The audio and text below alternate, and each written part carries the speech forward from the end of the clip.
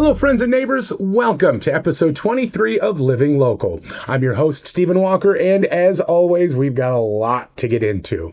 Tonight, we're celebrating Black History Month, and I have invited La Crosse Public Library archivist Jenny DeRocher to talk about the history-making African Americans from our area. She's going to talk about George Pogue, the first African American to win a medal at the Olympic Games, and a La Crosse native. Then, in the Board Store Home Improvements feature of the week, we're going to talk with Denise Christie Moss from the La Crosse County Historical Society's Enduring Families Project. She'll tell us all about what the Enduring Families Project does and the impact that African Americans have had on the Coulee region, specifically in the 19th century. Of course, we're going to get your weekend weather outlook in here, and I'll see if you got a minute before we part ways. But first, we start where we always do, with the Amundsen's Appliance Week That Was. If you're like me, you may have thought that college students kind of coasted through their senior year. Allow me to introduce you to three pretty special UW-Eau Claire geography students. Last month, Danny Raymond, Grace McDonald, Ella Ostreicher, and their professor, Dr. Harry Joel, crossed the Pacific Ocean to study shoreline changes in the Philippines, an opportunity they could not refuse. These Blue Golds spent 3 weeks in northern Samar, Philippines, imaging the coastal plains. This imaging helps scientists better understand large-scale weather and tectonic events impacting the area. Things did go wrong at times. Danny said doing field research taught him that you just have to adjust.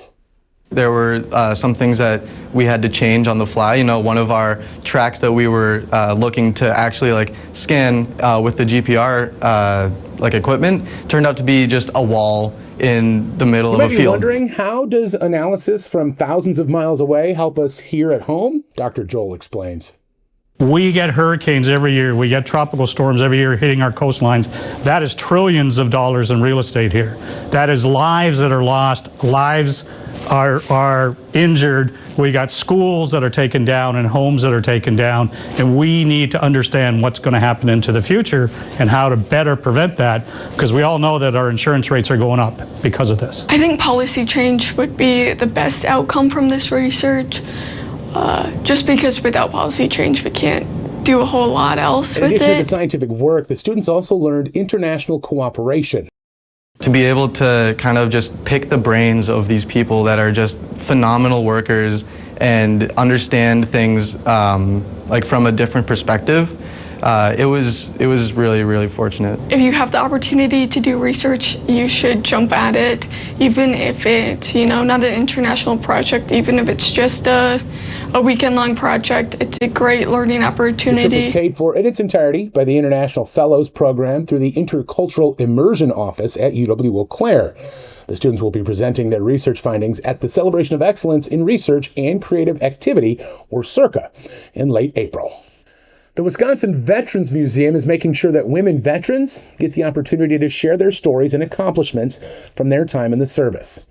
The I Am Not Invisible campaign hopes to shed light on the role of female veterans.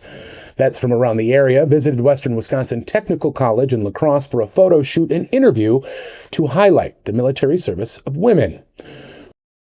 Organizers say the event allows women veterans to remind others and themselves of everything they've accomplished. They kind of leave the military, they go on to have families, they start jobs and careers, and they put that part of their life in a little capsule in a way. This is an opportunity to kind of embrace that and realize that the things they learned in the military, they apply everywhere, but also to celebrate it and realize the strength that they gained from that service. This year, 34 local veterans got their portraits taken. Last year, 22 vets took part. The vets that our reporter spoke to said they enjoyed the opportunity to share their experience. A lot of time the female veterans are kind of put on the back burner. We're not really seen. For example, my husband is also a veteran. When we go anywhere, they thank him for his service, but they kind of put me like I didn't serve. So this is like a really good thing to be able to have us kind of put out there and actually be seen by more than our families and those that we served with. The vets were also encouraged to bring in something special for the portrait. It's usually something that's very meaningful to them. You will see them bring in photos, yearbooks, their uniform, and this is something that's meaningful to them and they want represented in that photo. After the shoot, the vets do an interview with the Wisconsin Veterans Museum. The photo and story is then added to the I Am Not Invisible digital collection on the museum's website, wisvetsmuseum.com. That was a look back at the Amundsen's Appliance Week that was. Coming up next, I'm going to sit down with La Crosse Public Library archivist Jenny DeRocher. She'll tell us all about a titan in lacrosse and Olympic history.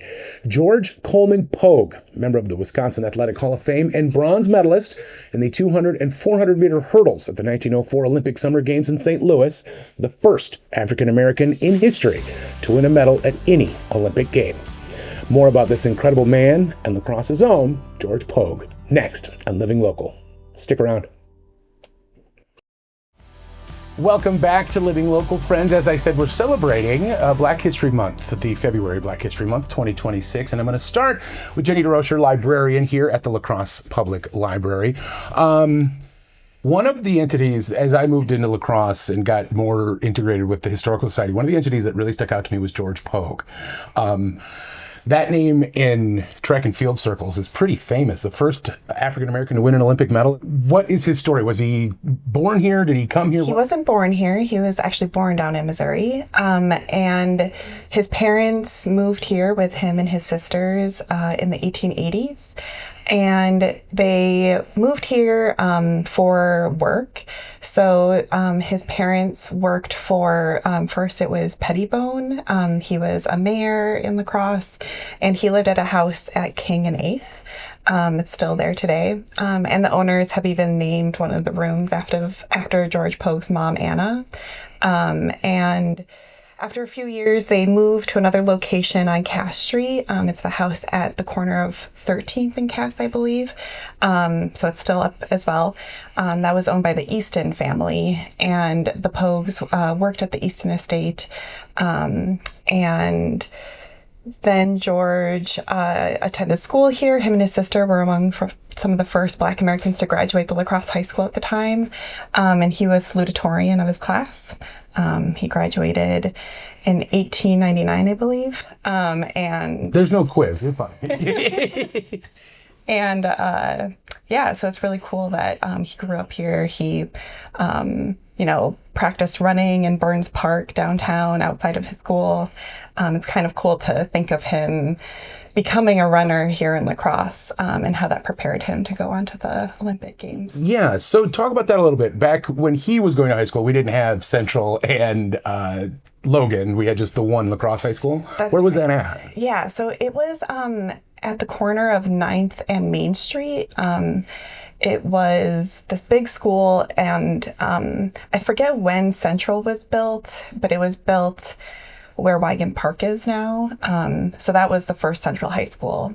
But before that, it was just called La Crosse High School. Again, I said this off air. I don't think a lot of people in or from or live in La Crosse understand who George was. And what is his lasting legacy? What happened after 1904? Yeah, so after he graduated from La Crosse High School, he went on to become a history major at UW-Madison. And that's, I think, around when the Milwaukee Athletic Club actually recruited him to go compete in the Olympic Games. And something that's, I think, kind of cool about George, too, is that he, a lot of Black athletes were actually boycotting the 1904 Olympics, and he chose to go to show what Black athletes could do. So he was kind of doing his own protest in that for those Olympic Games.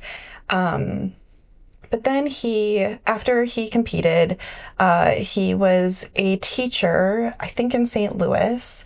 And there was some controversy that happened. It's pretty unknown what went down, but he ended up leaving his teaching role there and moving to Chicago, and he became a postal worker for the rest of his life and a Chicago resident. Left us in 1962, right? Yeah. So from Missouri born to La Crosse native to first African American to win an Olympic medal, George Pogue. Do you think we pay enough respect to him as a city? Well, it's really cool that we have the park named after him now. I think it's really cool every chance we get to talk about him. He was featured recently in the Wisconsin Pride documentary, which is about Wisconsin's LGBTQ history. And I'd love to see more people talking about that side of him too. And I'm really happy that we're talking about him right now. It's unfortunate, it seems, that we don't know enough about him. He became very private, it seems, in his later years, which is his due right, but it would be nice to know more of the man, I think. Yeah, it's pretty common for our historic LGBTQ figures that they kind of had to hide their identity and hide their records. We do know that he was out to his sister and his mom and had a really close relationship with them for his whole life, and his sister's family. I think he maybe seems more private now today than he really was. Yeah. Sure, yeah. Less private, maybe just didn't have social media. you know, yeah. So how does one find out more about George or any of the other people that have impacted the Cooley region history? Yeah, so I work at the La Crosse Public Library in the archives, and we help La Crosse residents or Wisconsin residents, people all over the country, do local history and genealogy research. So anyone who has questions, they can contact us and we can provide them with sources. There you go, friends. You will always find the answer at your local library, I promise. Stick around. We've got weather coming up, and then we're going to talk to a member of the Enduring Families Project. That's next, right here on Living Local. Welcome back to Living Local. I have really been loving this fool's spring that we're enjoying, but a little birdie told me that it's all coming to an end very, very soon. I guess we'll just have to wait and see. In the meantime, here's your weekend weather outlook. We're going to start off the weekend with a little bit of snow, but temperatures do continue to get colder, but at least that sky starts to dry up a little bit for you. We'll start off with Friday having those snow showers, then a cloudy day on Saturday. We do stay underneath of 30 degrees there, and then Sunday mid-20s, but it'll be mostly cloudy, so no more snow is expected on that day.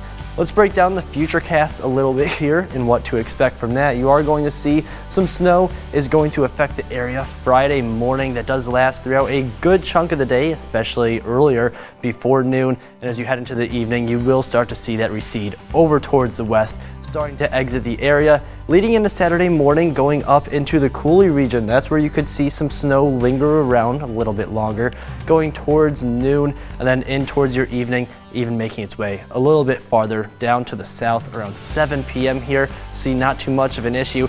And then Sunday, early morning, there is a slight chance for a couple light flurries up in the Cooley region, but look at this. We just have a mostly cloudy day that continues to hold through. Friday, you're going to see it right around that freezing point at 32 degrees, leading into Saturday, where it's going to be closer to 30. It'll even drop into those upper 20s. And then Sunday, going to be another cold day where you're seeing your temperatures are down closer towards those mid-20s. So that is going to be the end of our first fall spring. Back to you guys. Welcome back to the Board Store Home Improvements feature of the week. I'm joined by Denise Christie Moss, a member of the La Crosse County Historical Society's Enduring Families Project. Explain what that is first off. The Enduring Families Project is a historical project. We bring to life the stories of 19th century African Americans who lived in La Crosse. Yes, how many years has this been? You've been doing it for a while now. We started in 2018 with a bus tour through downtown La Crosse, where people on the bus got to visit locations where African American families lived and worked. And on those routes, we had reenactors come on board and tell their stories. The thing about the Enduring Families Project historically is that it's making the people come to life. Mm-hmm. I mean, some people have known about George Pogue. They've known about Nathan Smith. They've known about George Edwin Taylor, the first African American to run for president. But bringing the people to life is important. And that's what makes our history special. I'm glad you mentioned those two names. Now, Nathan Smith actually is tied to Mr. Taylor, correct? He was his foster father. Yeah. So Nathan Smith was politically active in West Salem, and he was very well liked in the community for the times. And I guess that sort of rubbed off on George Edwin Taylor. He became very politically active. Are there any stories, families, moments that you think need more highlighting? Lillian Davenport was also a student at Central High School. George Poe graduated in 1899. She graduated a few years later in 1913. Eventually, they moved into the same building in Chicago when their careers were coming to an end. His as a teacher, hers as a vaudeville singer, but they had their roots in La Crosse. And Bruce Mauser, the historian that put all this together, it was really, it was really interesting the way he sort of combined their stories, how they got together at the Roosevelt Hotel, I believe it was, in Chicago, and how they got to be best buds towards the end. But another thing that's interesting is that the school that George Poe was at was very influential. There were a lot of really fine students at that school. It was the first African-American school west of the Mississippi that he was a teacher at. In addition to Bruce Mauser's research, we were fortunate to have a fine historian, Rebecca Mormon Krieger, who found out this information about not only Poe, not only Taylor, but about some of the other residents that lived in La Crosse. The bus trip that we went on back in 2018 introduced the community to several barbers that lived in the area.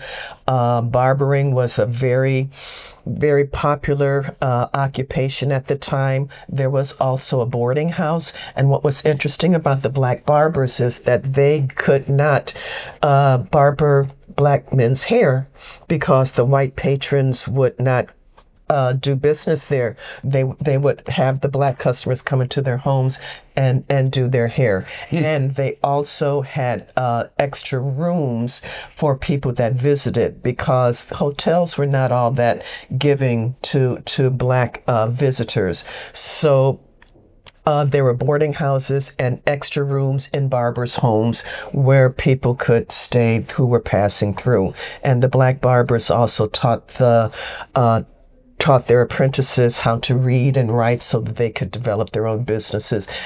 John Burney is another one of the barbers that lived here. He was instrumental in helping to organize the La Crosse County Historical Society. He was, it wasn't called that at the time, but he was one of the early people that developed that. And he came here with his family in the mid 1850-ish. There was a death in the family in the 1870s, and eventually they moved away. But I'm just doing snippets. I mean, and this is tip of the iceberg. You were talking literally 100 years worth of history that you're kind of distilling down into about 5 minutes. Where can we go to get more of this information? The Enduring Families Project is connected with the La Crosse County Historical Society. They are our fiscal sponsor, and our website is connected to their website, La Crosse County Historical Society, LCHShistory.org. There you go. And if you go there and click Enduring Families, you will see what we're all about, and you'll see the videos that we did. We did 12 videos back in 2018 to 2021-ish, taking the monologues that we had done for various organizations and put them into videos. There you go, friends. LCHShistory.org. You can find the Enduring Families tab there. We'll have those links on our website as well. Denise, thank you so much. You're very welcome. Thanks for having me. This has been the Board Store Home Improvements feature of the week. The Early Bird Home Show is happening now at the Board Store Home Improvements. Now through March 31st, enjoy the lowest prices of the season on home upgrades. Plus, enter the $2,026 gift certificate giveaway in the showroom. Call today. The Board Store Home Improvements. Improving your home, improving your life. That's all the time we've got on Living Local this week, but before we go, I wanted to tell you about the latest edition of our Destination series coming Sunday night at 9:30, right here on Fox 2548 after First News at 9. If you're unfamiliar, let me tell you about the Destination series. I partnered with Pischke Motors to drive around western Wisconsin and southeastern Minnesota in search of something. Every month it's different. I have made our destination the Great River Road. I've made a date night, staycation, the entire city of Ladysmith once. This Sunday, we make our destination Spring Awakening. Now, look, I am real tired of that stupid groundhog getting away with false advertising. Each year, he gives us an early spring or 6 more weeks of winter. Who on the planet is allowed that kind of ambiguity? No one. That would be like your deli person giving you either a pound of off-the-bone spiral cut ham or just some meat. It'd be like your barista giving you a 20-ounce Jamaican cold brew with light cream and an extra shot, or just some random beans in their hand. In Destination Spring Awakening, we celebrate this time of year when we are waving goodbye to winter and saying hello to spring, when we are closing the winter sports seasons and opening the shades for more sunshine, when we are getting outside as well as cleaning the inside. We'll be off to Destination Spring Awakening this Sunday night at 9:30 right here on Fox 2548. Also got to send a big massive thank you out to Jenny DeRocher and Denise Christie Moss for stopping by and sharing some history with us. We, obviously, we're pretty focused on the Cooley region with tonight's episode, but I promise you that your historical society, your public library has just as many stories, just as many enigmatic individuals to discover and be proud of. Histories that run deep and wide, from Ladysmith down to Prairie du Chien and from Camp Douglas all the way over to Stockholm. Just visit your local library or historical society and see what you find. I bet you'll learn something amazing. Now, if you got a minute, one of the first things they tell you about in broadcasting school is not to talk about your maladies because, and I quote, no one cares. My teachers weren't wrong. No one does care if I, a person whose job it is to provide information and a modicum of entertainment, feel off or not great. However, the second biggest lesson they teach you is be yourself. They want to know who you are. Kind of feels like my teachers in the prognosticating groundhog have something in common, no? I've been thinking a lot about those two lessons lately and how it feels like a lot of professions get the same note. No one cares, but everyone wants to know. Both of those things are really scary. They seem at odds with one another and in concert at the same time. Well, friends, I'm tired. I'm working really hard, and I demand a lot of myself before the world gets its piece of the pie. I purposefully stretch myself thin and keep swimming in the hopes that something will fill me with the good stuff long enough to find the next refill. Now, hopefully that didn't waste too much of your time. Maybe you learned something. Maybe you learned why I am the way I am. Nothing earth-shattering or anything that will change your world, just an ability to see your neighbor for more of who they are and less of what they are. Or maybe you just got some clarity on the steamer trunks under these eyes. Who knows? Next week, we'll get another installment of Hometown Harmonies when Casey Vierock from the band Porcupine stops in with a friend to entertain us with some tunes. But that's next Thursday. For now, this has been Living Local, and I'm Stephen Walker. Good night.